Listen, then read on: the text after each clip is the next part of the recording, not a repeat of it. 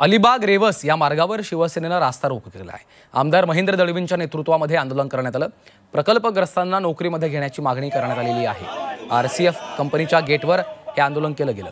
अलिबाग तालुक्यातील थळ येथील आरसीएफ प्रकल्पात स्थानिक प्रकल्पग्रस्तांना नोकरीत सामावून घ्या या मागणीसाठी आज शिवसेनेनं आंदोलन केलं। अलिबाग रेवस या मार्गावर आमदार महेंद्र दळवींच्या नेतृत्वात आरसीएफ कंपनीच्या गेटवर रास्ता रोको केलाय। शिवसैनिकांनी वाहतूक रोखून धरल्यानं या मार्गावर मोठी वाहतूक कोंडी झाली।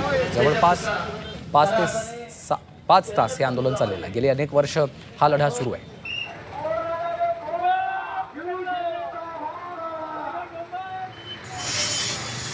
जे बाधित शेतकरी ज्यांच्या जमिनी याच्यामध्ये गेल्यात त्यांच्या भूमिपुत्रांना आरसेपमध्ये नवीन जे आता प्रकल्प येऊ पाहतोय किंवा ज्याची सुरुवात झालेली आहे त्या अनुषंगाने त्यांना ॲज इट इज नोकऱ्या मिळाली पाहिजे आणि आमची भूमिका आहे। या संदर्भातलं निवेदनद्वारे मुख्यमंत्री महोदयांनी त्यांचं पत्र संबंधित विभागाचे मंत्री जे.पी. नड्डांना दिल्लीमध्ये दिले।